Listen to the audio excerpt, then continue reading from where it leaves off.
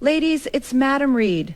Tonight's story begins in a high school classroom on a bright summer morning where iced lattes are handed around like tokens of goodwill, and a simple cup of coffee becomes the spark that threatens to undo years of hard work. Grace Miller is preparing for the biggest opportunity of her life, acceptance into a prestigious cyber defense program. Every detail matters, every test, every form, every deadline. But when a friend hands Ethan Blake an iced coffee before fasting labs, it sets off a chain of events neither of them fully anticipate. He thought a little coffee wouldn't matter. She was about to show how even small choices can tip the scales toward ruin. Let's begin. When Chloe shoved that full sugar iced latte into Ethan's hand, Grace did not see coffee. She saw the urine sample cup from her last life, the one someone had tampered with. A clear plastic cup, a white label. Her name written in black marker, Grace Miller. In that last life, she had set the sample cup beside the sink and turned to grab the sealing bag. Ethan Blake walked behind her and bumped her shoulder. When she turned back, his hand had already slipped into his jacket pocket. There were tiny white granules clinging to the rim of the cup. She froze for only 1 second. That 1 second was enough to destroy her medical clearance. When the report came back, her urine test was flagged as abnormal. County Medical Center required a retest. The retest was scheduled 2 weeks later, but the Federal Service Academy's Cyber Defense Program review deadline was 5 days away. Mrs. Harper, the school counselor, stood in her office with a folder in her arms and her lips pressed tight. Grace, I know how long you've prepared for this. She swallowed the word, but before it could come out, Grace stood in front of the desk, still clutching the application checklist her father had printed for her. The edge of the paper was crushed with creases from her fingers. That night, Ethan posted on social media. In the photo, he and Chloe were sitting in a red vinyl booth at a roadside diner. Chloe held a French fry, smiling so hard her eyes curved. Ethan had one arm draped over the back of her seat, and 2 iced coffees sat on the table. The caption was only one sentence: "Thanks to the person who actually cares enough to make sure I eat breakfast." Grace stared at that photo for 3 full minutes. Then she turned off her phone and slid every page of her acceptance materials into a drawer. When she opened her eyes again, she was back on the morning of the medical screening. The high school classroom was glaring under the white ceiling lights. June sunlight cut through the blinds in narrow strips and fell across the desks. The air smelled of syrup, coffee, and donuts. Chloe Bennett stood beside the podium as if she had just stepped out of a campus brochure. Her pale blonde hair was tied with a ribbon. Her white knit cardigan was buttoned to the second button.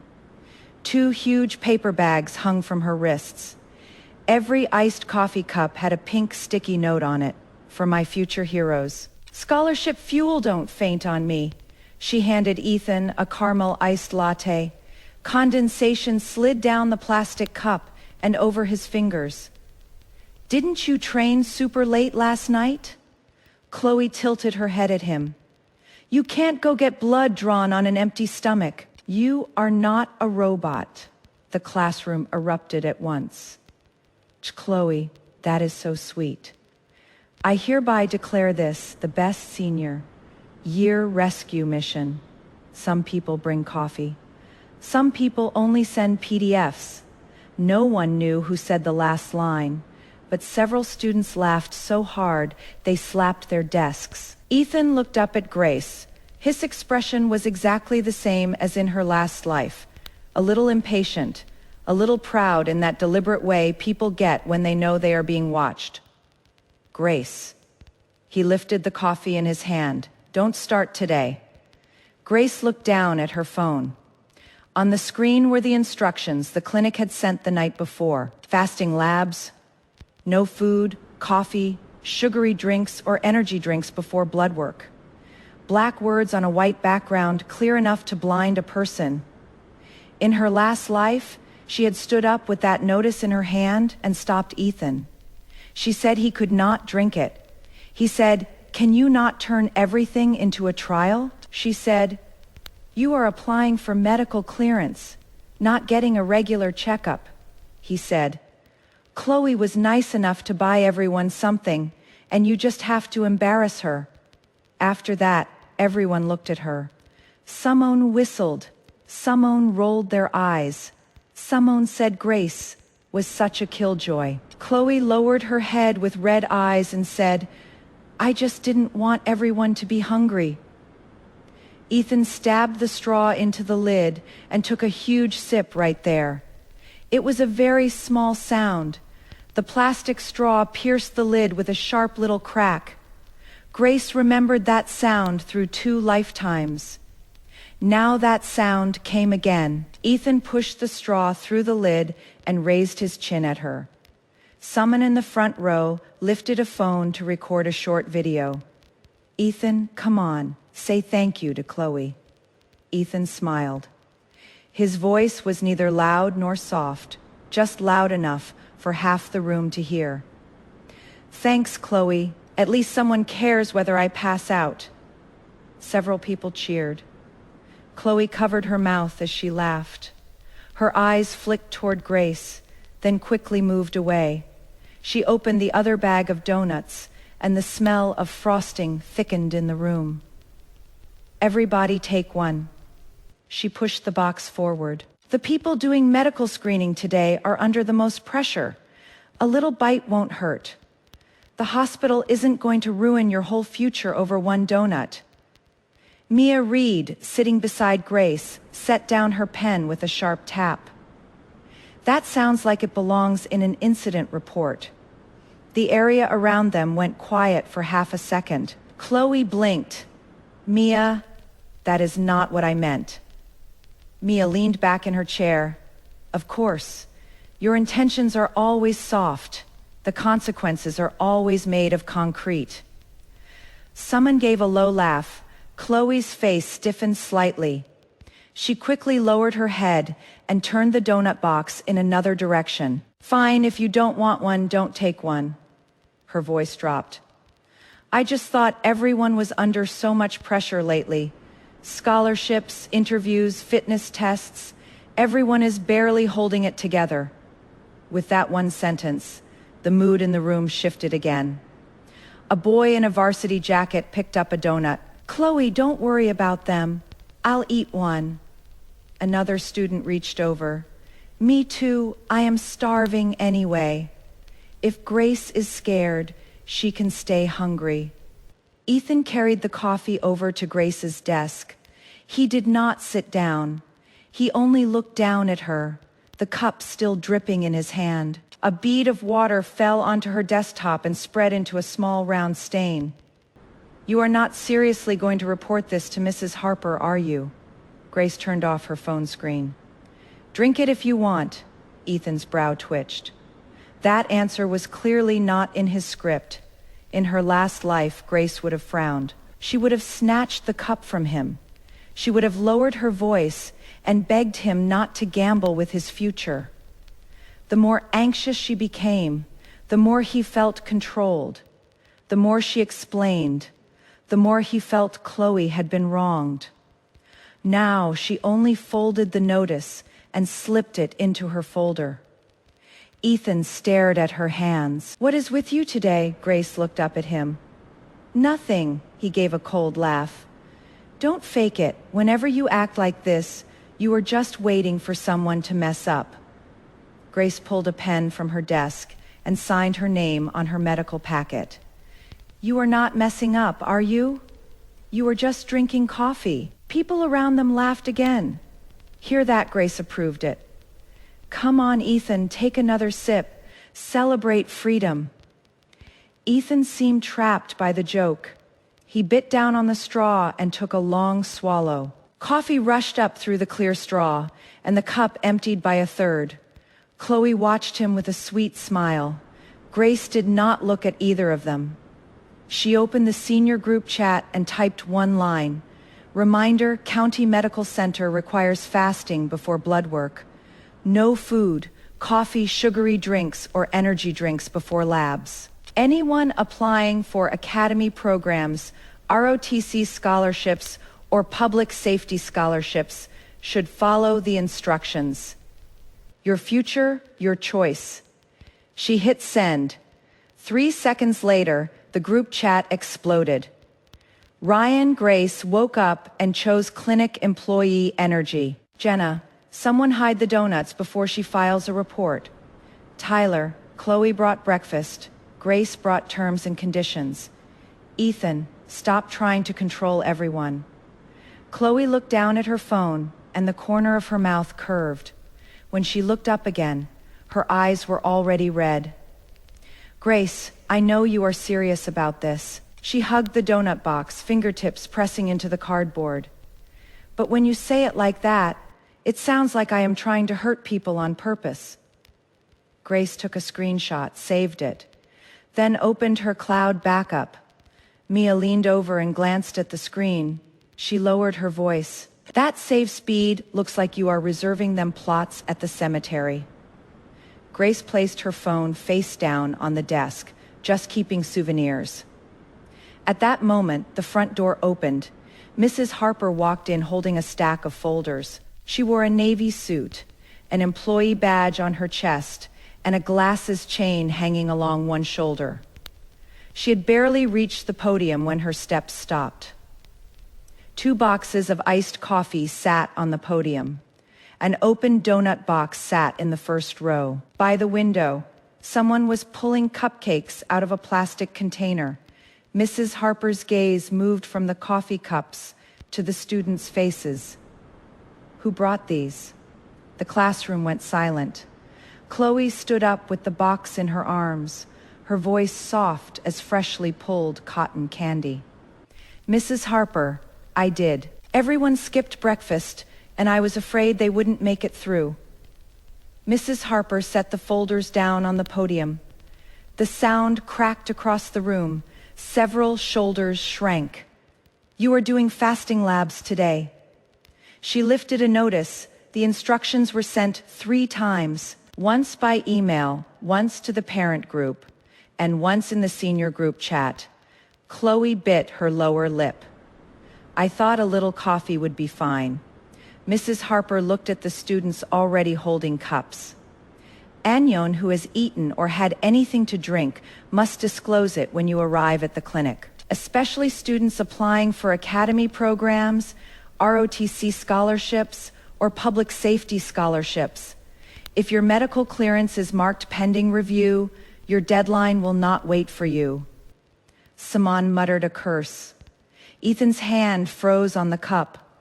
Chloe immediately turned to him and whispered, Don't panic. It probably isn't that serious. She is just reminding everyone because it is procedure. Grace lifted her phone and recorded Mrs. Harper's words. Ethan saw her. His face darkened. What are you recording? Grace placed her phone on the desk. The camera was not pointed at anyone's face. A reminder to follow procedure. Ethan stepped forward. Mia's chair legs scraped the floor as she stood. Don't touch her phone. Ethan stopped, his expression worse than before. Chloe hurried over, still holding a coffee cup with a pink sticky note on it. Ethan, don't be mad. She nudged the cup toward his hand. Today is stressful enough. Don't let this ruin your mood. Mrs. Harper had already begun calling names and sorting students by application program. The classroom turned noisy again. Chairs dragged, file pouches rustled, ice cubes knocked against coffee cups. Grace placed her packet into a clear document pouch and checked it again, ID medical forms, clinic instruction, and printed proof of her early registration. In her last life, she had been busy stopping Ethan and forgot to ask Mrs. Harper to sign her priority registration form. By the time her blood was drawn, the line had become chaos. During the urine test, Ethan bumped into her. After that, her life was caught on a pinch of white powder. This time, the priority registration form was right on top of her file. Mrs. Harper came to her desk and asked quietly, "Grace, you emailed me last night about early blood work registration." Grace handed her the proof. "Yes, Mrs. Harper." Mrs. Harper took it, signed it, stamped it, and returned it to her. "When you get to the clinic, go straight to the front desk. Don't stand in the regular line." Ethan stood 2 steps away and heard everything. His coffee cup made a faint crumpling sound in his grip. "When did you arrange that?" Grace zipped up her document pouch. "Last night. Why didn't you tell me?" Grace looked up at him. "You told me in the group chat to stop controlling everyone." Someone nearby failed to hold back a snort. Ethan's ears reddened. He glanced at Chloe, then back at Grace. "I said that because I was mad." Grace picked up her backpack.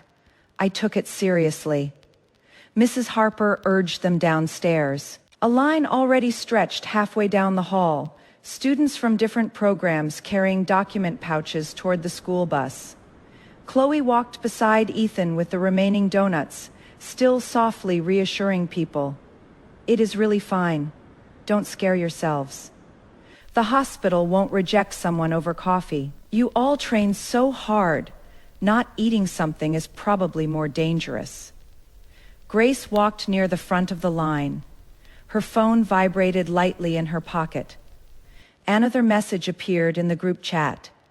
"Ethan, if my report comes back fine, Grace owes Chloe an apology." A row of agreement followed immediately. Grace stopped at the stairwell, took a screenshot, saved it, and backed it up. Mia leaned over from behind and looked. "You going to reply?" Grace flipped her phone and pressed her fingertip to the record button. "Reply to what?" The school bus doors opened and hot air from the parking lot rolled in. Ethan was lowering his head to drink the last of the iced latte. Chloe handed him a napkin and wiped caramel syrup from the rim of the cup lid. Grace did not reach for the empty cup. She put her phone into her pocket, the red recording dot glowing. Then she stepped onto the bus. As soon as the school bus stopped outside County Medical Center, Ethan shoved the empty coffee cup into the mesh pouch beside his seat. A ring of pale brown syrup remained at the bottom. Half-melted ice shifted and tapped against the plastic wall as the bus moved. When Grace passed him, she lowered her eyes for one glance. Ethan immediately pushed the cup deeper inside. Mia followed behind Grace with her document pouch and tilted her mouth. "Does the empty cup need privacy too?" Someone in the back laughed out loud. Ethan's face sank. "Are you two done?" Mia pointed toward the clinic doors. "Not even close." Chloe turned from the front row, holding the donut box in her arms. Today she seemed determined to staple the word thoughtful to her forehead. She had even brought 3 packs of tissues. She handed one to Ethan, pitching her voice just loud enough for the people nearby to hear. "Ignore them. Everyone is stressed today. Grace just can't help trying to manage people." Grace did not look back. She stepped off the bus with her document pouch tucked under one arm. Sunlight flashed off the clinic's glass doors, sharp enough to make people squint. Students from another high school were already standing by the entrance. Some wore athletic jackets. Some were looking down at application materials. The air smelled of disinfectant and hot parking lot pavement. Mrs. Harper stood in front of the line and clapped twice. Listen carefully. Students applying for academy programs, ROTC scholarships, or public safety scholarships go to the front desk first to verify documents. Anyone who has had coffee or eaten anything must disclose it. The sentence dropped, and the line looked as if someone had hit pause. Simone looked down at a donut wrapper in his hand. Samanon hid a coffee cup behind his back. Samano wiped frosting from the corner of his mouth with his sleeve. Chloe smiled at once. Mrs. Harper, it is just breakfast. It is not cheating, right? Mrs. Harper looked at her. No one said it was cheating. Hiding it is. Chloe's smile stopped. Grace took out her phone, kept the recording screen running in the background, then opened the camera with the lens pointed down. It captured only the floor, shoes, document pouches, and voices in the public area. The nurse at the front desk looked up and called, "Students applying for special medical clearance, left window." Grace handed over the priority registration form Mrs. Harper had signed. The nurse took it, verified her ID, then looked at the computer screen. Grace Miller Cyber Defense Program, Federal Service Academy track. Grace nodded. The nurse stamped her form. You need fasting blood work. Have you had anything to eat or drink this morning? That includes coffee, sugary drinks, energy drinks, candy. The nurse glanced at the clinic instruction in her hand and nodded. Window 2, blood work first. Ethan, standing in the regular line, stiffened when he heard that. He pushed out of the crowd. Wait, why does she get to go first? The nurse looked up. She has early registration proof. Ethan turned to Mrs. Harper. I am applying for the public safety scholarship too. Mrs. Harper checked the list. You did not submit an early blood work request last night. Ethan's voice hardened. No one told me I had to. Grace had already rolled up her sleeve and sat in the chair beside window 2. Mrs. Harper looked up. It was in the school email, Grace asked on her own. Mia stood nearby and added quietly, PDFs aren't just for making jokes. You can open them too. The phlebotomy nurse put on gloves and patted Grace's arm. Relax. The needle entered her skin, and blood flowed through the clear tube into the vial. Grace's other hand rested on her document pouch, her fingers steady. After the draw, she took the cotton ball, pressed it over the puncture point, and stood just as Ethan was still standing there. His eyes moved from the cotton on her arm to her face. You arranged it last night. Yes. You really never thought to tell me. Grace lowered her sleeve. I thought about it. Ethan stared at her. She zipped her document pouch. When you told me to shut up, I stopped wanting to. Someone in the line coughed, as if choking back a laugh. Chloe hurried over and lightly touched Ethan's arm. Don't fight with her. You are in such good shape. You'll be fine. The nurse heard that and looked up. Anyone who has had coffee or eaten anything needs to register at window 3. Several boys immediately turned to look at Chloe. Chloe's lashes trembled. Maybe we should ask the doctor first. Her voice was very soft. If they write it down, it'll stay in the system. What if they only need it for reference? The nurse set down her pen. The system requires accurate information. A boy named Tyler cursed under his breath. My dad told me last night not to eat anything, and I still ate 2 donuts. Beside him, Ryan's face also went pale. Chloe, didn't you say it was fine? Chloe immediately looked at him, her eyes reddening by degrees. I was just trying to help. All of you looked awful this morning. I was afraid you really wouldn't make it through. Why is everyone blaming me now? The moment she said that, Ryan's shoulders collapsed. I am not blaming you. I am just freaking out a little. Chloe hugged the paper box tighter and wiped at the corner of her eye. Then go write it down. I am just an outsider anyway. I don't understand all your big plans. Ethan had already glanced toward window 3 when he heard that. His steps stopped. Mrs. Harper came over. Ethan, you drank coffee. Go register it. Ethan's throat moved. I only had 1 cup. Go register it. I didn't eat anything. Menia looked toward the bus windows. Did the coffee grow legs and walk onto the bus by itself? Ethan spun toward her. Can you shut up? Grace stepped in front of Mia, her voice calm. She is only reminding you. Same as I did in the group chat. Ethan clenched his teeth. Chloe stood beside him and whispered, "If you write it down now, the doctor might flag you right away. Don't you still have the scholarship board?" Grace's phone glowed in her palm. She did not lift it. She only let the recording continue. The nurse leaned out from the window. Next. The line did not move. The students who had drunk coffee looked at each other. No one wanted to be the first to walk to window 3. The donut box sat in Chloe's arms like an unopened bomb. Mrs. Harper held the list against her side, her face growing colder inch by inch. "I'll say it again if you disclose it, the doctor decides. If you don't disclose it and it is discovered, that becomes false information in your materials." Ryan asked quietly, "Will it affect admission?" The nurse answered quickly, "We don't decide admission, we record facts. Will the board see the record? If you are applying for medical clearance, relevant records go into the review materials." That sentence landed like a tiny hammer on everyone's knuckles. Tyler crumpled the registration form in his hand. "I am not writing it." He pushed the form back. "I only had a few sips. Nobody can prove it." Mrs. Harper looked at him, Tyler. "I said I am not writing it." Once there was one. Several others stepped back too. "I am not either.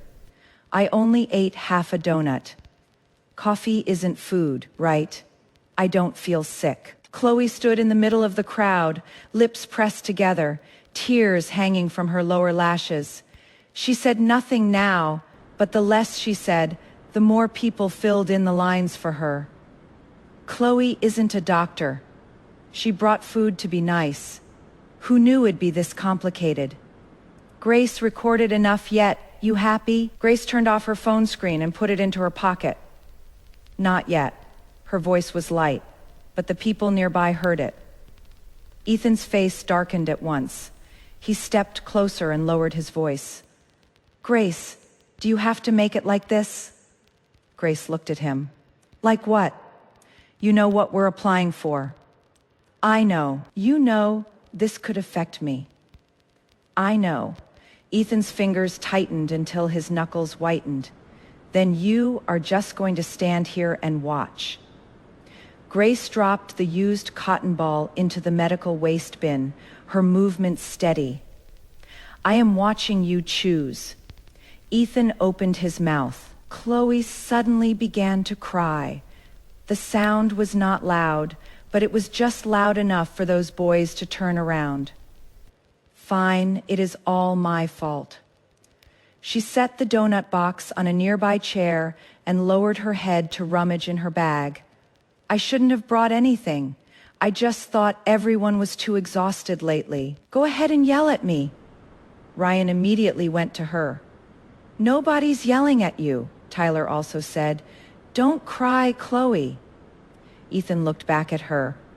Chloe did not look at him. She kept her head lowered, and one tear fell onto the back of her hand. Slowly, she pulled a clear plastic container from her bag. Inside were 6 cupcakes arranged neatly in rows. Thick white frosting covered each one, sprinkled with rainbow sugar. Every cupcake had a little card stuck in it. "Good luck, you've got this, future heroes." Mia stared at the container, her eyes slowly widening. "Is she here for a medical screening or a children's birthday party?" Mrs. Harper's face changed instantly. Chloe closed the box. Chloe seemed startled. Her hand slipped, the lid popped open a little, and a sweet smell floated out. "I only wanted to give them out after the blood draw." The nurse glanced at the clock. "Some people still haven't had their blood drawn." Chloe nodded quickly. "I know." She hugged the box back to her chest and turned to stand beside Ethan. Her voice lowered, as if she were placing it directly beside his ear. "Do you think I did something wrong too?" Ethan looked down at her. The clinic waiting area television silently played health tips. Blue light from the screen fell across his face. He still held the unfinished registration form. his pen hovering over the line marked food or drink before labs. Chloe sniffed and lifted the box toward him a little. If you stand on Grace's side now too, I really don't know what I am anymore. Ethan's pen stopped. Grace stood a few steps away, her phone still recording in her pocket. The nurse called his name from the window. Ethan Blake, window 2. Chloe opened the cupcake box. The instant the cupcake box opened, the scent of frosting overpowered the disinfectant in the clinic. Ethan's name was still on the small screen above the nurse's window. Ethan Blake, white letters on a blue background, blinking again and again. The nurse called once more. Ethan Blake, window 2. Ethan did not move. Chloe held the box in front of him, eyes red, one finger pushing a cupcake forward by half an inch. A little card was stuck into the white frosting. You've got this. Mia glanced down and laughed once. Accurate card, you are definitely about to get something. Tyler covered his mouth to laugh, then saw Mrs. Harper's face and immediately turned away. Mrs. Harper walked over, her heels striking the tile harder with every step. Chloe closed the box. Chloe's shoulders shrank and fresh tears rolled down. She did not look at Mrs. Harper. She only looked at Ethan. I really just wanted everyone to be less nervous. Ethan's fingers still pinched the registration form. The paper was wrinkled in his hand. The food or drink before labs line was blank. The checkbox beside it clean. Grace stood 3 steps away. Her phone was still in the pocket of her jacket, the red recording dot lit. She did not point she only kept one hand in her pocket, her fingertips brushing the edge of the phone. Chloe pushed the cupcake forward a little more. You don't have to eat it. She lowered her head, and her voice softened. Anyway, everyone thinks I am trying to hurt you now, Ryan said immediately. Nobody thinks that. Chloe shook her head. Grace does. Several pairs of eyes turned toward Grace again. Grace said nothing. The quieter she was, the less those eyes had to hold on to. And in the end, they slid back to Ethan. Ethan looked up at her. The cotton ball still pressed under the cuff of Grace's sleeve, a tiny red mark showing through the white. Her document pouch was held neatly, and under the clear cover, the priority registration form, clinic instruction, and ID proof were all right on top. Ethan's throat rolled. Are you just waiting to watch me embarrass myself? Grace glanced at the window. The nurse is waiting for you. Chloe's tears fell faster. She pulled the box back a little, her fingers shaking. Rainbow sprinkles rolled off the cupcake and dropped onto the white toe of her shoe. Forget it, she said. I shouldn't have been so full of myself. That sentence wrapped around Ethan's neck like a thin wire. His jaw tightened. Several boys beside him started urging him on. Ethan, eat one. Don't make Chloe feel bad. You already drank coffee. What is one cupcake going to do? Grace can't apply for your scholarship for you. Tyler crumpled a donut wrapper, tossed it into the trash, and said deliberately, I refuse to believe one cupcake can decide a person's life. Mrs. Harper snapped. Tyler shut his mouth. But Ethan reached out. Chloe stopped crying for a second. He picked up the cupcake with the You've Got This card. A little frosting got on his fingertip. Chloe looked up at him with wet, bright eyes, her lips parted slightly. Ethan did not look at the nurse. He did not look at Mrs. Harper. He looked at Grace, brought the cupcake to his mouth, and took a large bite frosting smeared onto the corner of his lips. A few short laughs went up around them. Someone whistled. Chloe broke into a tearful smile and hurried to hand him a tissue. I knew you trusted me, Ethan swallowed. His throat moved. His eyes were still fixed on Grace, as if he were waiting for her to frown, to rush over, to hand him the words. Are you insane? Grace only took out her phone and looked at the time. Window 2 is still calling you. The nurse had already stood up. She had not removed her gloves, and her face looked terrible. What are you doing? The waiting area became so quiet that only the silent captions on the television seemed to move. The nurse came out from behind the window and looked straight at the cupcake in Ethan's hand, then at the box in Chloe's arms. Who told you to eat this before fasting blood work? The frosting at the corner of Ethan's mouth had not been wiped clean. Chloe hurried to close the lid. He only took one small bite. The nurse looked at Mrs. Harper. These students are here for medical clearance screening? Mrs. Harper nodded, her face utterly expressionless. The nurse took Ethan's registration form and scanned the blank line. You just stated you had not eaten. Ethan opened his mouth. Half the cupcake remained in his hand. Frosting had smeared from the paper wrapper into his palm. I only just ate it. The nurse looked at him. Did you drink coffee before this? Chloe immediately cut in. He only had a little. It might not count. The nurse turned to her. Please do not answer for the patient. Chloe's face went white. Ryan and Tyler stood behind them with unfinished forms in their hands. Several people looked at one another. No one laughed anymore. The nurse placed Ethan's form into a yellow folder. Anyone who consumed coffee, sweets, or food before blood work must re-register at window 3. Blood work can still be done, but fasting status will be noted. Whether a retest is required will be up to the doctor. Ethan's shoulders locked. Will that note affect my scholarship? The nurse did not answer that directly. The doctor will explain. I am asking whether it will affect it. We are responsible for recording the facts. Mrs. Harper turned at once. Anyon, who ate or drank, go to window 3 now. Ryan slowly raised his hand. If I only ate half a donut, do I write that too? The nurse looked at him. Write it. Tyler's face had gone green. What about a sports drink this morning? Write it. Another girl asked quietly. What about one sip of coffee?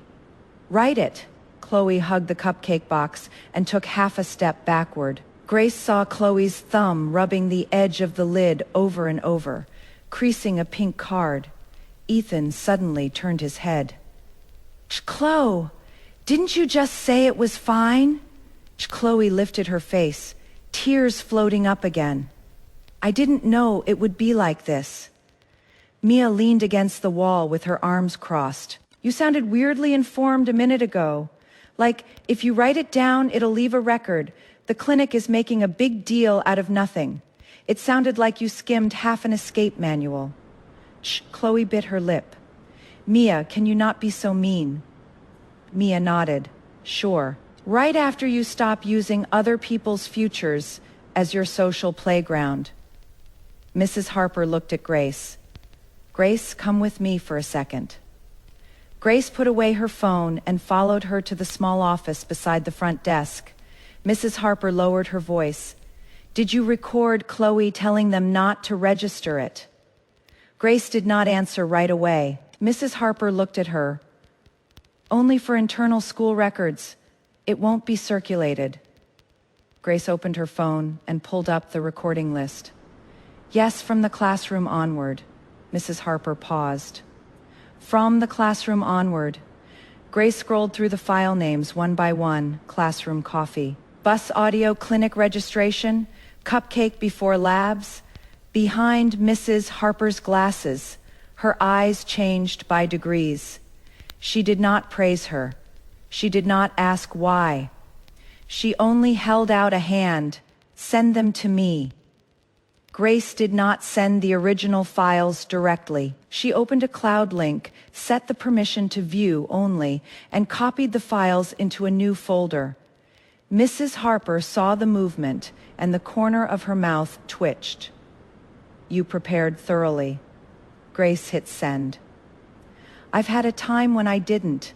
Mrs. Harper looked up at her. An argument came from outside the office. I didn't force you to eat it, Chloe's voice sharpened. You took it yourself. Ethan's voice was low. You said if I didn't eat it, I didn't trust you. I was joking, in a clinic, before blood work. What good does blaming me now do? Several students outside the door stopped where they were. Ryan clutched his registration form. All color gone from his face. Chloe, didn't you get the clinic email last night? Chloe's hand, still wiping her tears, froze. Tyler looked at her too. Didn't you reply in the student council chat that you got it? You even sent a thumbs up. Chloe's eyes scrambled. I get so many school emails every day. How am I supposed to remember all of them? Grace walked out of the small office. She opened her photo album and tapped the screenshot from the student council chat the night before. Chloe's profile picture was clear at the bottom. Chloe Bennett. Got it. I'll remind people to fast before labs. The screenshot glowed on the screen. Ethan reached for the phone to look. His fingers trembled, and he nearly dropped it. Chloe lunged toward her. Why do you have that? Mia stepped forward and blocked her from Grace. Because screenshots don't grow legs and run away. Tears hung on Chloe's face. Her mascara had smudged slightly. You've been waiting to hurt me all along. Grace took back the phone and turned off the screen. I've been waiting for you to stop lying. After that sentence fell, no one answered. The nurse returned from the end of the hall with a doctor in a white coat. The doctor's badge read Lawson.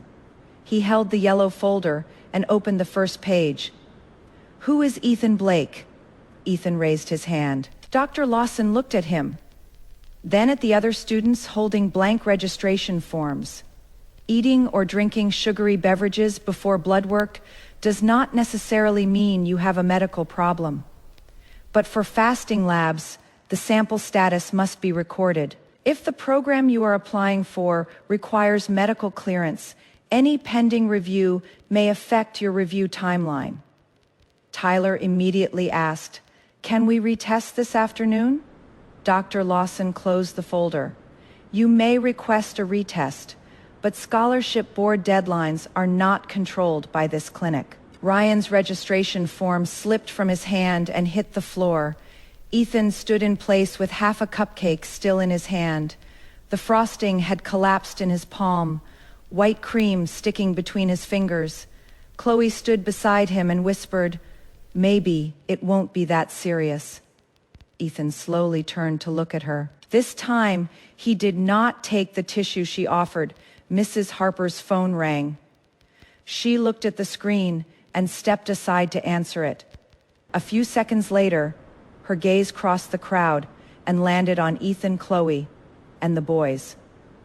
Yes, Principal, I have received the recordings and screenshots. Chloe's face lost all its color. Mrs. Harper hung up and walked back. Her voice was not loud, but the whole waiting area went silent. After the physicals are complete, all related students will return to the school conference room. Parents will be notified. Tyler's head jerked up. Why are our parents being notified? Mrs. Harper looked at him. Because your application materials may already be compromised. The half cupcake fell from Ethan's hand into the trash can. Thud. Chloe reached for his sleeve. He stepped back. The physicals were not even over yet, and the waiting room already looked like an overturned lunch table. Tyler crouched by the wall calling his father, his voice shaking as he tried to keep it low. No, I didn't cheat. I just ate a donut, Dad. Please don't drive over yet. Ryan sat on a chair with the registration form in his hand, his pen hovering over the page for a long time before he finally wrote a question mark after coffee. A nurse passed by, saw the question mark, and stopped. If you drank it, write that you drank it. Ryan filled the question mark into a solid black dot. Ethan stood beside the trash can, cupcake frosting still on his palm. He washed his hands at the sink twice. White cream dissolved into the running water. but a trace remained under his fingernails. Chloe stood behind him. The cupcake box was no longer in her arms. Mrs. Harper had asked a nurse to take it, label it, and put it into a clear evidence bag. It was not official evidence, only an internal school record. But the moment that bag appeared, Chloe's tears stopped halfway down her face.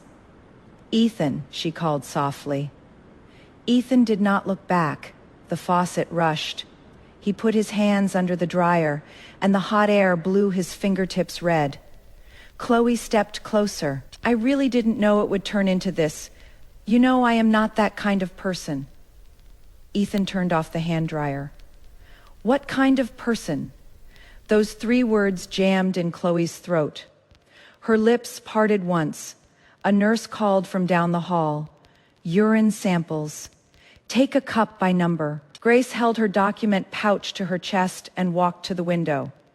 The nurse handed her a clear sample cup with a barcode and name sticker on it. Grace Miller, she looked at that line for 2 seconds. In her last life, her name had been stuck there too. She held the cup firmly, thumb on the edge of the lid, sealing bag in her other hand. She did not set the cup on a public counter. She did not hand her document pouch to anyone. Mia followed and said quietly, "I'll walk you to the door." Grace nodded. Ethan suddenly turned from the sink. "Grace." She stopped, but did not turn around. Ethan walked a few steps closer, his voice rough. "I want to say something to you." Mia stepped directly between them. "This is not a rom-com bridge scene." Ethan's gaze went around her and landed on the sample cup in Grace's hand. Only then did Grace turn back. She looked at his hand. A little frosting was still stuck under his fingernails. White, fine, caught at the edges of the skin. Ethan noticed her gaze and immediately clenched his hand into a fist. "What are you looking at?" Grace placed the sample cup into the outer layer of the sealing bag. The zipper was not fully closed. The cup was still in her palm.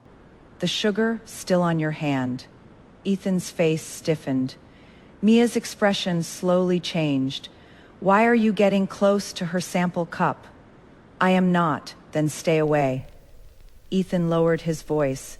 "Mia, this has nothing to do with you." Mia stepped forward. "Your credibility right now is about as solid as Chloe's low sugar breakfast." Mrs. Harper came over from the registration area.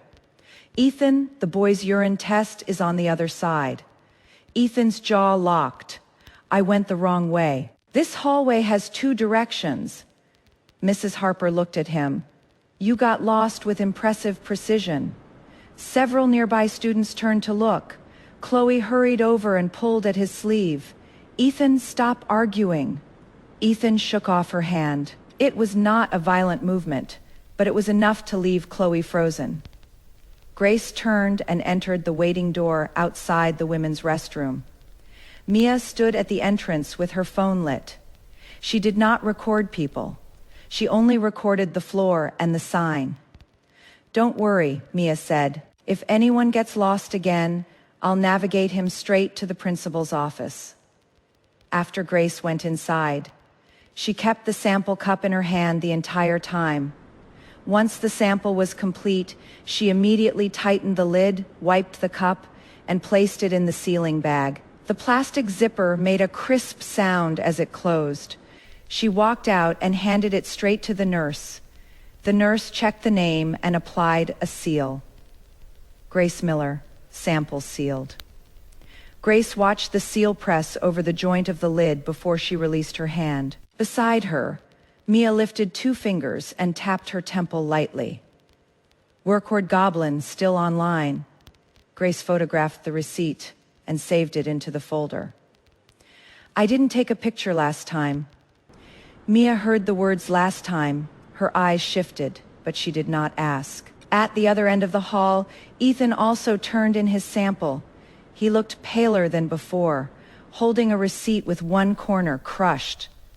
Chloe followed beside him, talking non-stop. If you really need a retest, I'll go with you. Ethan did not answer. I can help explain it to everyone. Still no answer. Don't look at me like that.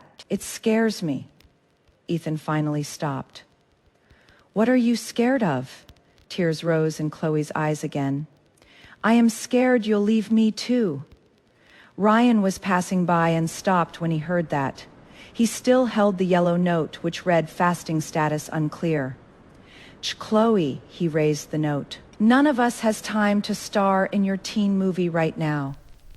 Chloe's face flushed. I wasn't talking to you. Tyler also returned from the nurse's station, his face whiter than the wall. The doctor made me sign a re-registration statement. He stared at Chloe. My dad told me to write your name in it. Chloe's eyes widened. What right does your dad have? Tyler laughed once, dry as paper. The right of you saying in the student council chat yesterday that you'd remind everyone to fast, then handing us donuts this morning. Chloe took half a step back. You are the one who ate it. The words were not loud, but they hit the tile like a dropped cup. Several students nearby looked at her. Ryan slowly lowered his note. That isn't what you said earlier. Chloe bit her lip. I am just stating a fact. I didn't shove food into anyone's mouth. No one spoke immediately. Ethan looked down at his right hand. He had just washed it, and his fingertips were still red. A few minutes ago, that was the hand that had picked up the cupcake. Mrs. Harper came out of the doctor's office with another printed record. All items are complete, back to school. She looked at several of them, her voice flat. Conference room. Your parents are already on the way. Chloe said at once, Mrs. Harper, my parents are at work today. The school has contacted them. They won't come. Mrs. Harper checked her phone. Your mother will arrive in 10 minutes. Chloe's lips pressed tightly together. On the ride back to school, no one spoke. On the way there, coffee cups had clinked and the donut box had passed from hand to hand. On the way back, all the paper bags were in the trash. Only a few pink sticky notes remained wedged in the seat cracks. Future heroes. Mia peeled one off, looked at it, and stuck it to the back of Tyler's yellow note. Tyler glared at her. Mia lifted her hand. A souvenir from the hero breakfast. Tyler wanted to curse, but his phone vibrated again. When he saw his father's call, he shrank back into his seat. Ethan sat by the window. Chloe sat one empty seat away from him. She tried twice to move closer, and both times Ethan put his backpack in the middle. Grace sat in the front row, opened her cloud folder, and renamed every file by time. 8:12 classroom warning.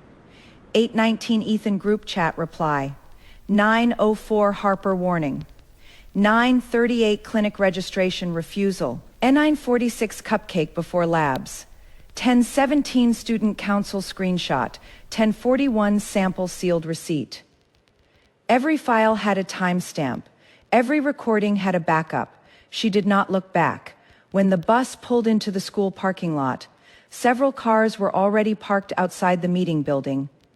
A man in a work uniform stood at the steps with his phone in his hand. When he saw Tyler get off the bus, his face was harder than the reflection in the bus window. Ryan's mother hurried over in high heels, carrying a document bag that had been gripped so tightly the corner was bent out of shape. Chloe's mother stood by the entrance, her makeup polished, pearl earrings flashing in the sunlight. When she saw her daughter, her first reaction was not to hug her. It was to look at the faces around her. Chloe, what happened? Chloe threw herself toward her at once, voice choked. Mom, they're all blaming me. The conference room door opened. On the long table lay the student list, the clinic notes, Mrs. Harper's records, and a computer already connected to the projector. The principal sat at the head of the table. There was no small talk. Let's review the materials first. Chloe's mother immediately raised a hand. Wait, children sharing breakfast with each other. Why are we treating this like a trial? Mrs. Harper projected the first screenshot onto the screen. Clinic instruction, no food, coffee, sugary drinks before fasting labs. The second screenshot, Chloe Bennett, got it. I'll remind people to fast before labs. The third, Grace's group chat reminder. The fourth, Ethan, stop trying to control everyone. The fifth file opened. It was a recording. Chloe's sweet, soft voice came through the conference room speakers. If you write it down, it'll stay in the system. A chair leg scraped sharply across the floor. Tyler's father stood up. The expression on Chloe's mother's face slowly stiffened. The recording continued. If you stand on Grace's side now too, I really don't know what I am anymore. Then came the nurse's voice. Who told you to eat this before fasting blood work? No one moved. Chloe sat in her chair with both hands on her knees. Fingernails dug into the folds of her skirt. The white light from the projector fell on her face. Even the smudged mascara under her eyes was clear. Mrs. Harper pressed pause. The conference room stayed silent for 2 seconds. Ethan's father looked at his son and set his phone on the table. She told you to eat, so you ate. Ethan kept his head down and said nothing. His father asked again, You are 18. She cries once, and your brain clocks out. Ethan's fingers gripped the edge of the chair, slowly turning pale. Chloe suddenly lifted her head. I didn't force him, her voice sharpened. They all wanted me to like them. That isn't my fault. After that sentence fell, Tyler's father slowly turned his head. Ryan's mother looked at her too. Ethan finally raised his eyes. Chloe opened her mouth, as if she wanted to stuff the words back inside. The principal set down his pen click. Good, he said. That statement will be recorded too. The air conditioning in the conference room was set low. A row of paper cups filled with water sat untouched on the long table. Condensation slid down their sides and gathered in wet rings on the tabletop. Chloe's words still hung in the room. They all wanted me to like them. That isn't my fault. Her mother reacted first, reaching out sharply to press down on her hand. Chloe. Chloe flinched as if burned and immediately shut her mouth. Her eyes were red, her lips trembling, and she looked ready to cry again. This time, no one handed her a tissue. Tyler's father stood by the table holding the yellow note. He wore a repair shop uniform, oil stains still dark on the cuffs. The paper rattled in his grip. My son hasn't slept through a full weekend in 6 months for this scholarship. He slapped the note onto the table. Training camp application fees, transportation, lodging, every penny came from somewhere. And now you are telling me he did all that because he wanted you to like him? Chloe's face went white. That is not what I meant. Ryan's mother took off her glasses and pressed her fingers to the bridge of her nose. She did not cry, but her voice was quiet. I asked Ryan 3 times this morning. He told me everyone was eating at school, and he didn't think it would matter. Ryan sat beside her, his head so low it almost touched the table. His mother put her glasses back on and looked at Chloe. Now I know who told them it didn't matter. Chloe's mother immediately said, These students are 18. My daughter cannot make decisions for them. That statement is not wrong. So the school record will note 2 things at the same time. He picked up his pen and marked a line on the file. First, after receiving explicit clinic fasting instructions, Chloe Bennett distributed coffee and sweets to students applying for special clearance on the day of the medical screening. Chloe's mother's expression changed. The principal continued. Second, the related students consumed those items of their own choice, and some refused to disclose it when staff instructed them to do so. Tyler's father turned and glared at his son.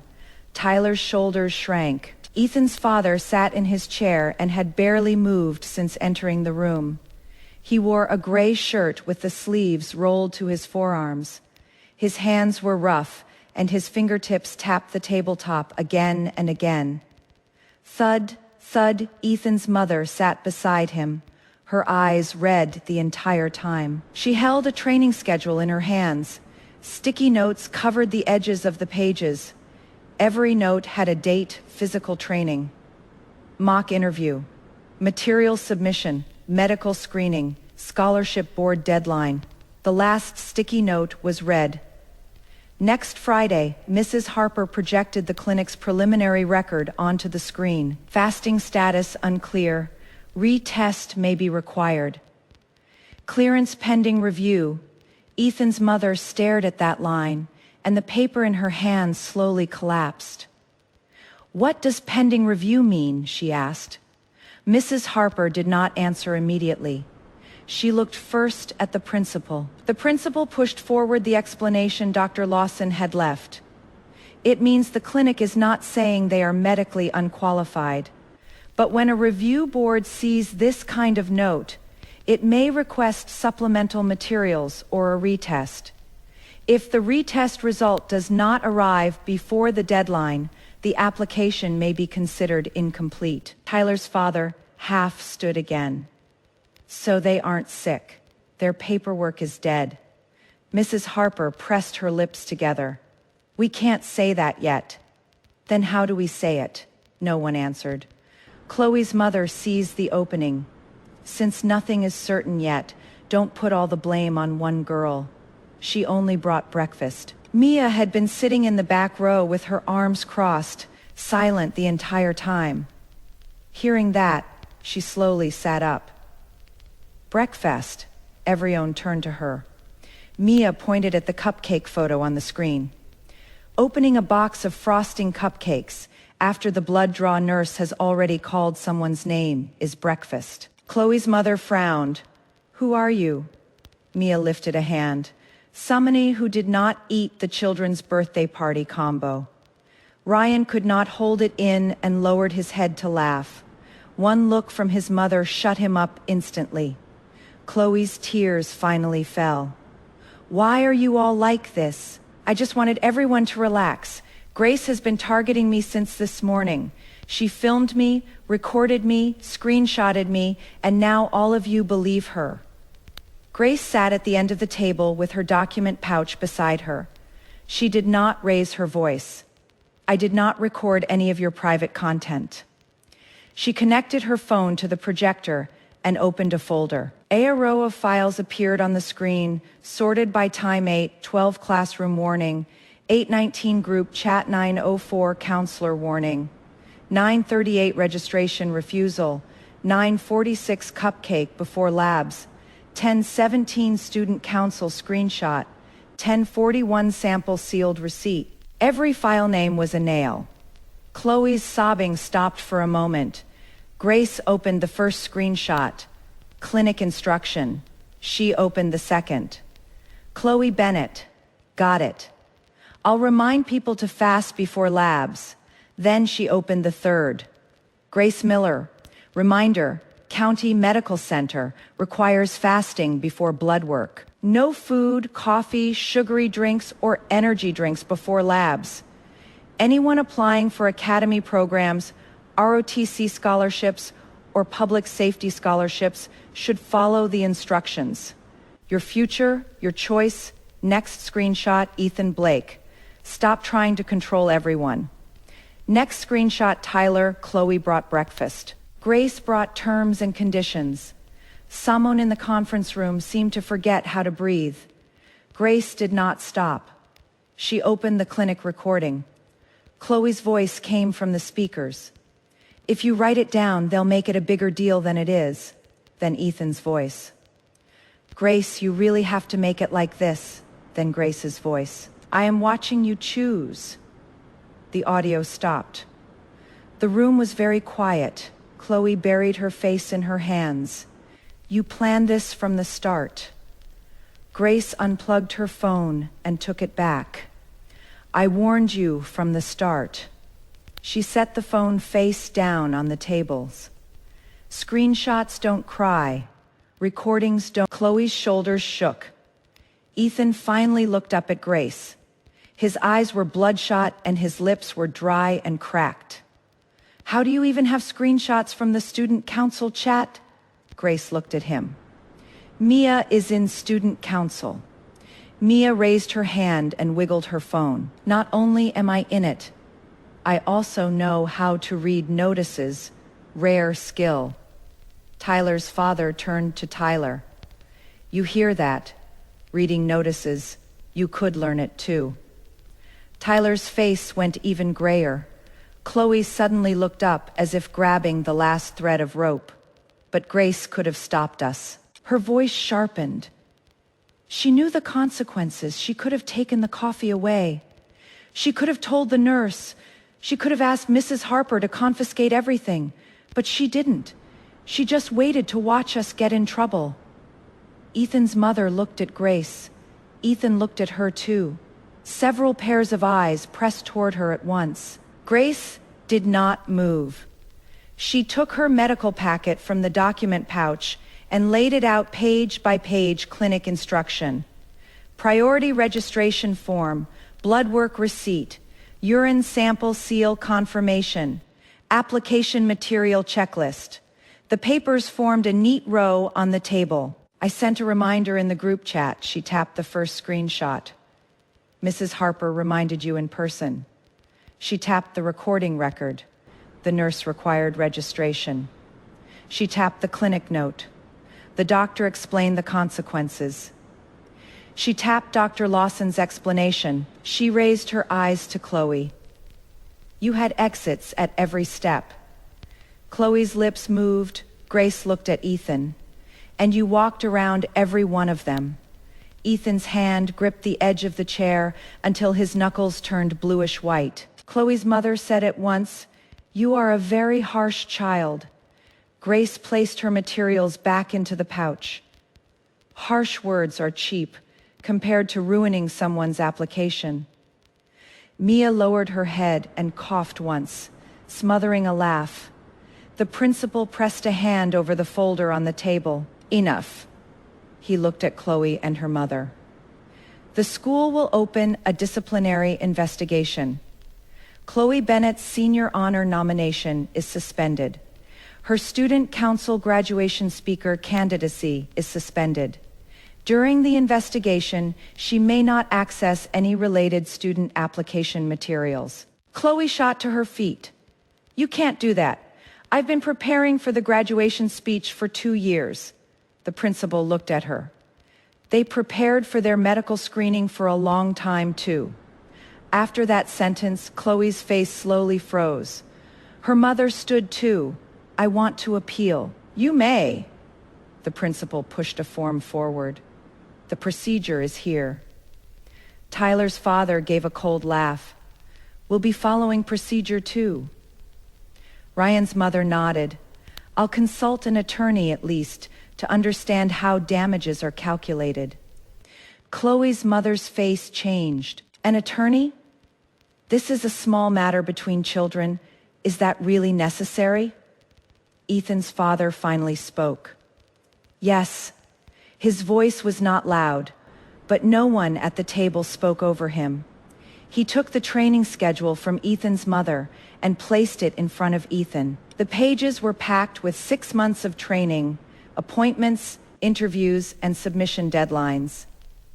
Your mother put these on the fridge. She got up at 5 every morning to make you breakfast. Today she asked whether you were fasting, and you said yes. Ethan's lips trembled. Dad, Ethan's father, pointed at the projected line. Stop trying to control everyone. You were not tricked. Ethan lowered his head. You thought her warning made you look bad. A tear dropped onto Ethan's pants, leaving a dark spot that slowly spread. Chloe sat back down, twisting her skirt tightly in both hands. When the meeting ended, the principal required all related students to stay and sign. One by one, parents walked to the table, read the documents, took photos, and confirmed the timeline. Tyler's father stopped beside Grace as he passed. He did not apologize. He only said quietly, "Thank you for keeping records." Grace nodded once. Ryan's mother came over too, still holding the yellow note. "My son was stupid today." She looked at Ryan. "But at least now he knows stupidity comes with an invoice." Ryan stood behind her, red all the way to his neck. Mia whispered, "That woman could give a lecture at our school." Grace zipped her document pouch. At the door, Chloe was being held by her mother, who spoke in a low voice. "Why didn't you tell me there were recordings? I didn't know she recorded it. Why did you say they wanted you to like them? I didn't mean to. You never mean to." Chloe looked up just as Grace passed. She immediately shook off her mother's hand and rushed in front of Grace. "Are you satisfied now?" Grace stopped. The hallway light fell between them in a cold white strip. Chloe's eyes were red and her voice trembled with restraint. "Did you know from this morning that I would end up like this?" Grace looked at her for a few seconds, then put her phone into her jacket pocket. "I only knew other people's futures are not your stage." Chloe reached for her sleeve. Mia blocked her with one hand. "Don't touch her. You've already touched too many people's deadlines today." Chloe's hand froze in midair. At the end of the hallway, Ethan stood by the window. He looked at Grace as if he wanted to say something, but not a single word came out.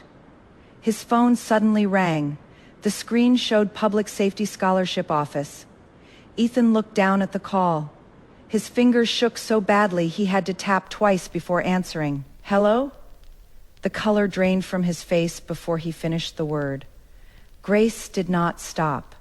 When she and Mia reached the stairwell, Ethan's mother drew in a short, sharp breath behind them.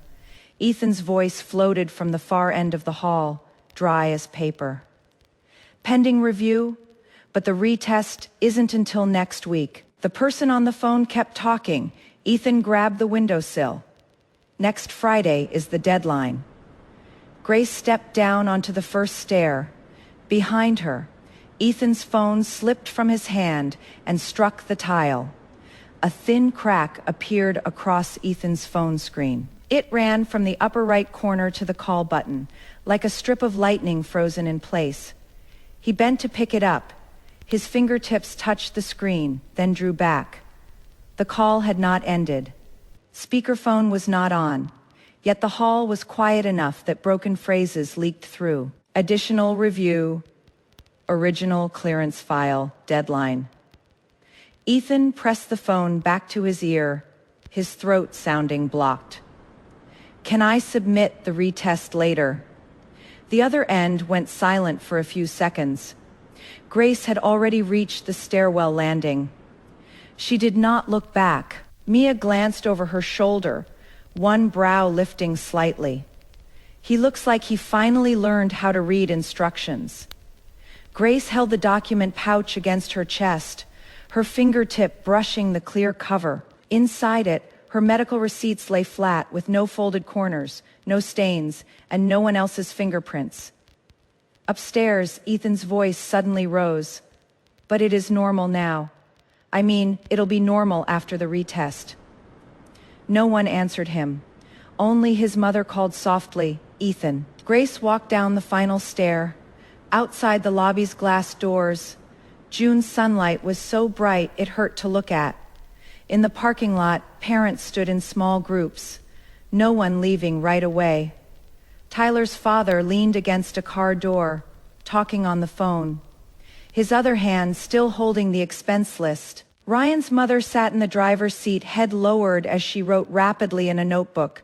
Chloe stood in the shade, pulled there by her mother. The cuff of her cardigan had been crushed. A few strands of hair had come loose. Tears had cut 2 faint tracks through her makeup. The pink sticky notes from the coffee cups were gone. Only the ribbon around her wrist remained neatly tied. When she saw Grace come out, she immediately stepped forward. Her mother grabbed her. "Chloe, don't say another word." Chloe shook her off. Grace stopped at the entrance. Chloe walked over quickly, her heels striking the concrete in an urgent rhythm. She lowered her voice, her eyes violently red. "Go tell them you don't blame me." Mia laughed outright. "Where did you wholesale that line from?" Chloe did not look at her. She stared only at Grace. "Just say one sentence. Say you think it was a misunderstanding too. Then they won't make it such a big deal." Grace looked at her. "A misunderstanding about what?" Chloe opened her mouth. Grace continued for her. "A misunderstanding that you received the instructions, that you brought coffee, that you told them not to register, or that you opened cupcakes before blood work." Chloe's tears fell again. "I didn't mean to ruin anyone's future." Tyler's father happened to pass by. His steps stopped. He turned his head. Chloe's face immediately stiffened. Tyler's father held the folded expense list. The paper edges were worn soft from being handled. "What did you just say?" Chloe took half a step back. "I said I didn't mean to." Tyler's father unfolded the list and pointed at the numbers, line by line: training, camp fees, application coaching, medical screening, transportation, lodging, document notarization, and the wages I lost by taking time off work. He pushed the paper forward an inch. "Tell the scholarship board you didn't mean to. See if they accept that as payment." Chloe's mother hurried over. "Sir, we can sit down and talk. Don't scare a child like this at the school entrance." Tyler's father looked at her. "Scare a child." He pointed back at the school building. "They're 18, adults when they eat, children when the bill arrives." Ryan's mother got out of her car with her phone in her hand. "I just spoke with an attorney. School records, clinic notes, recordings, and screenshots can all be used in settlement discussions." The polished expression on Chloe's mother's face cracked by degrees. "You are really going to sue us?" Ryan's mother put her phone into her pocket. "First, I want a written explanation.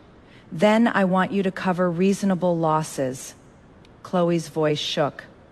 "My family doesn't have that much money." Tyler's father looked at her. "Then why did you hand out coffee like you were rich?" Chloe's lips went white. Grace did not stay any longer.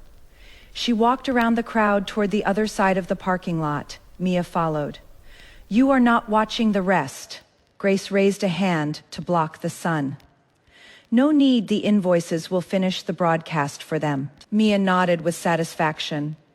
"I am writing that down for future arguments."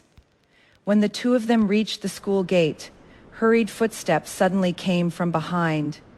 Ethan had chased after her. He had run fast, one shoelace untied and dragging, but he had not stopped to fix it. His eyes were red, and he still clutched the phone with the cracked screen. "Grace?" Grace stopped. Mia moved half a step aside, but did not leave.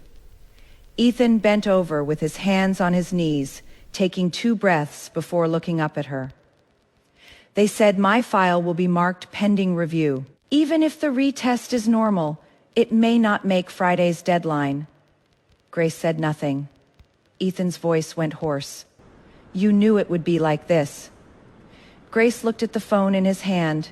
The crack across the screen cut through his reflection, splitting his face in two.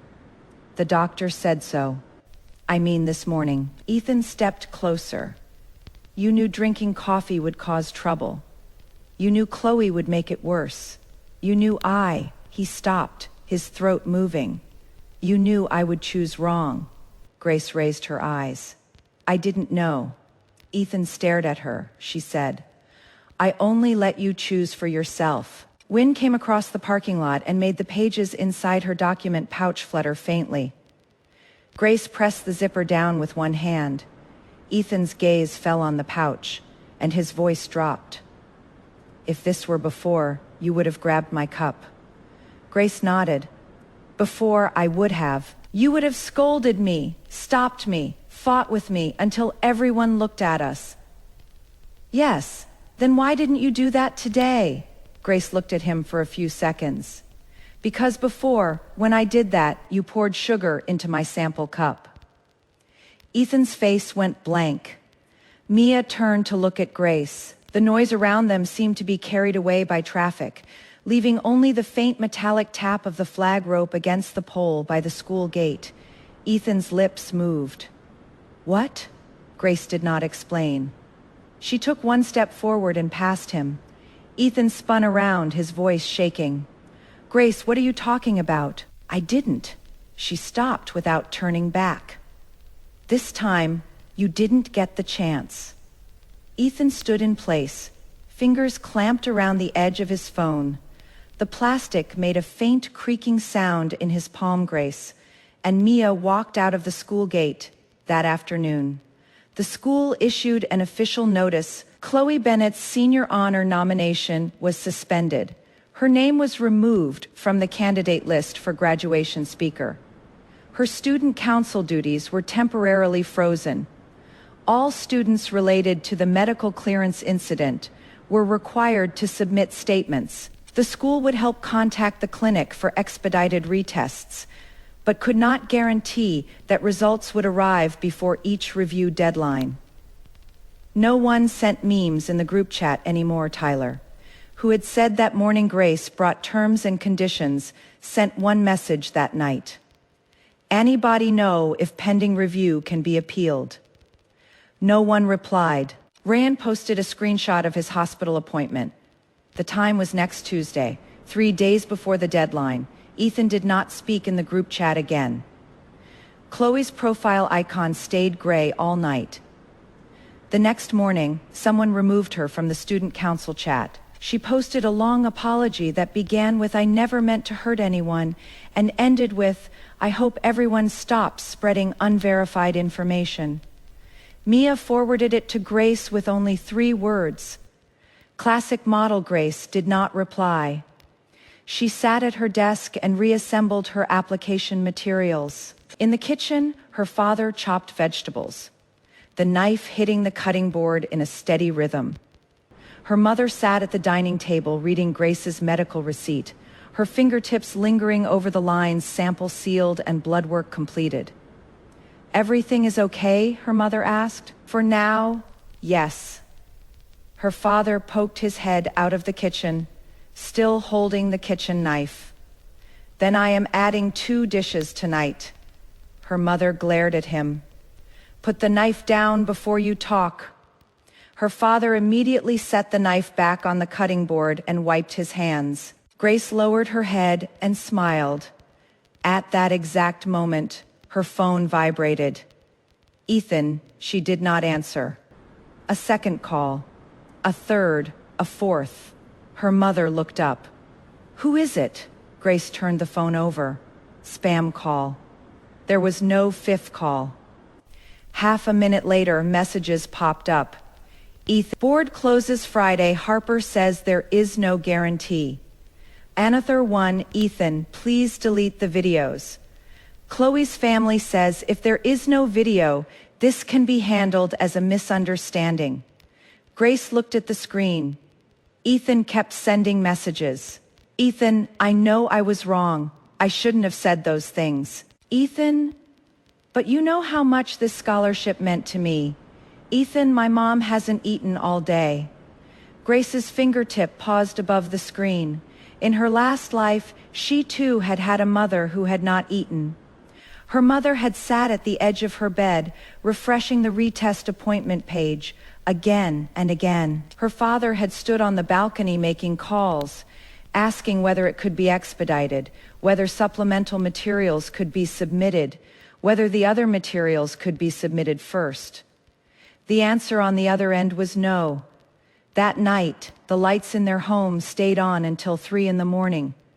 She sat on the edge of the bed and heard her father lower his voice in the kitchen.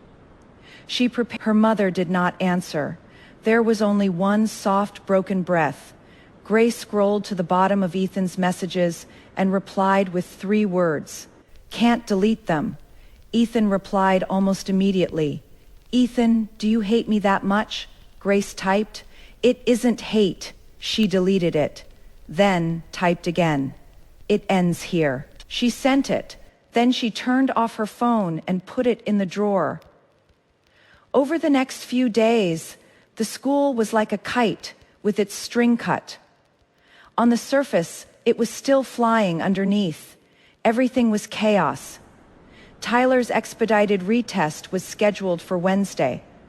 By the time the report came out, it was already too late to... Ryan's results were normal, but the scholarship office required an explanation for the original record, and his application status remained incomplete. Another student applying for an ROTC scholarship was asked to submit an additional doctor's statement. His materials got stuck in the system, and no one dared guarantee the outcome. Ethan's retest report came out Friday morning.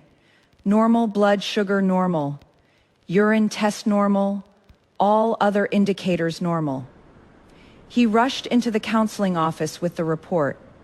Mrs. Harper was printing the last batch of graduation materials. She read the report, then opened the system page. Ethan stood in front of the desk, fingertips pressing the edge of the report. Can it be uploaded now? Mrs. Harper did not speak right away. She looked at the screen. Ethan looked too. Public Safety Leadership Scholarship, review closed. In the upper right corner, the time was 9:17 a.m. deadline day. The review had closed 17. Ethan picked up the report, and the paper trembled in his hand. He turned and walked out. At the door, his knee hit a chair, and the chair legs scraped across the floor with a harsh screech. Mrs. Harper stood up. Ethan. He did not turn back. In the hallway, students carrying graduation gowns passed by, laughter drifting from the far end. Ethan walked to his locker, crushed the report into a ball, then slowly smoothed it open again. The word normal was still printed on the page, but there was nowhere left to send it. Chloe came up from the stairwell. When she saw him, her steps quickened. Ethan, I heard you got your report today. How was it? Can they reopen the review? Ethan looked up at her. Chloe stopped. She was holding an appeal form. At the top of the page were the words Senior Honor Nomination Appeal. Her nails had been redone, pale pink, clean and pretty. Ethan's eyes moved from her face to the form. You are still appealing the senior honor thing. Chloe hid the form behind her back. I am just trying to get back what was supposed to be mine. Ethan gave a short laugh. It was very light, like a breath scraped out of his throat. Yours, Chloe's eyes reddened again. Don't talk to me like that. These past few days have been hard for me too. Ethan lifted the normal report. I got back what was supposed to be mine too. He placed the report in front of her. But it is useless now. Chloe's lips trembled. Ethan, don't call me that.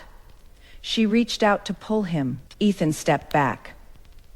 When I see you now, I think of that box of cupcakes.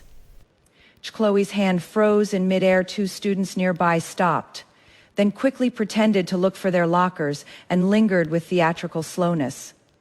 Gossip traveled faster through the hallway than the air conditioning. Within half a day, the whole school knew Ethan's report was normal. But the review had closed. They also knew Chloe was still appealing her senior honor nomination. On graduation day, Chloe did not sit in the honors section. She sat in the third row of the regular student seats, knees pressed tightly together. Not one of the people who used to orbit her sat beside her. Several times, she looked down at her phone. The screen lit up and went dark. No one added her to the new group chat. Ethan came too. He wore his graduation gown, cap brim pulled low. His parents sat in the audience. His mother held tissues in her hand. His father kept... Grace stood backstage holding her diploma cover. Mrs. Harper handed her a dark envelope. It just arrived. Grace opened it. Federal Service Academy, Cyber Defense Program accepted. The paper was thick, the edges sharp, the printing clean. She looked at her own name and pressed her fingertip over Grace Miller. There was a shimmer of moisture behind Mrs. Harper's glasses. You protected your own road. Grace closed the acceptance letter. Applause rose out front. When she walked onto the stage, the lights came down, turning the audience into a blurred field of shadow. Her father stood up and clapped loudly. Her mother sat beside him, wiped the corner of her eye, then immediately lifted her phone to take pictures. Grace accepted her diploma and turned to leave the stage. As she passed the first row, Ethan looked at her. His lips moved, but no sound came out. After the ceremony, students took photos on the lawn. Caps flew into the sky and fell back down. Some people cried, some laughed, some held each other in tight clusters. Grace stood with her parents under the shade of a tree. Her mother straightened her collar while saying, "Don't move, it'll look crooked in the picture." Her father held up the phone, focused for ages, and finally took a photo in which all three of them were smiling. But half the sky was cut off. Mia ran over from the side with 2 cups of lemonade. Congratulations, future queen of cyber defense. Grace took a cup. That title is too long. Fine firewall princess. Worse. They laughed. Just then, her phone vibrated. Ethan had sent his final message. Ethan, if I had listened to you that morning, would we still be us? Grace looked at that line. Across the lawn, Chloe's mother was pulling Chloe into photos. Chloe's smile was stiff, her shoulders slightly hunched. Ethan stood at the edge of the parking lot with his graduation cap in his hand, the tassel hanging down and swaying in the wind. Grace did not reply. She pressed the chat box delete confirm. Her phone screen was clean, showing only the preview of the photo she had just taken with Mia. In September, Grace pulled her suitcase into the academy check. In hall, the floor shone. New student signs hung on the walls. The crowd was full of students dragging suitcases and parents seeing them off. Some hugged their mothers and cried. Some looked down to find their dorm buildings. Some flipped noisily through acceptance packets. The staff member at the front desk checked her materials. Grace Miller, Cyber Defense Program. Grace handed over her documents, medical report, acceptance letter, ID materials checklist. The staff member reviewed each page and clicked confirm in the system. Medical clearance complete, file clean. She handed Grace a campus card. Grace took the card and pressed her fingertip to her name. Grace Miller outside the glass doors of the hall. Autumn wind moved past the flagpole and the metal rope tapped softly. Grace lowered her head, hung the campus card around her neck, and pulled her suitcase forward again. This time, there was no empty coffee cup, no cupcake, no one's tears blocking her road, and no one could pour sugar into her future again. Grace Miller's story is not really about coffee or cupcakes or even a medical screening. It is about the invisible war that happens when a woman refuses to perform the role assigned to her. Grace was supposed to be the worrier, the nag, the girlfriend who snatches the cup away and earns the room's eye, roles so everyone else can feel brave. In her first life, she played that part perfectly and lost everything for it. She warned, she begged, she intervened. And when Ethan's choices caught up with him, it was still her name on the ruined sample cup, still her future that crumbled, still her parents sitting up at 3 a.m, staring at a closed door. This time she simply stepped aside, not out of spite, out of survival. She sent the reminder, she posted the rules. She gave every person in that room the same information she used to protect herself. And then she let them decide what to do with it. That is not that she was right and quiet about it. That she didn't chase Ethan down the hallway begging him to listen. That she didn't cry when Chloe handed out frosted cupcakes like communion wafers at the altar of her own likability. that she sat with her sealed sample cup and her time-stamped files and her clean, undamaged future, and did not apologize for any of it. Chloe understood instinctively what many people never say aloud. A woman who stops performing concern becomes terrifying. A woman who documents instead of arguing becomes impossible to manipulate. A woman who lets you fail, after warning you clearly, publicly on the record, leaves you with no one to blame but yourself. And that is unbearable to people who have built their entire identity around being rescued. Ethan's final message is the most revealing line in this story. If I had listened to you that morning, would we still be us? Not. I am sorry I ignored you. Not. I am sorry someone tampered with your sample. Not. I am sorry. I chose the girl who handed me sugar over the one who handed me truth. Just, would we still be as if Grace's only value was proximity to him, as if her purpose was to orbit his decisions and catch the debris. She deleted the message. That deletion is worth more than any speech, any confrontation, any tearful reconciliation in a parking lot.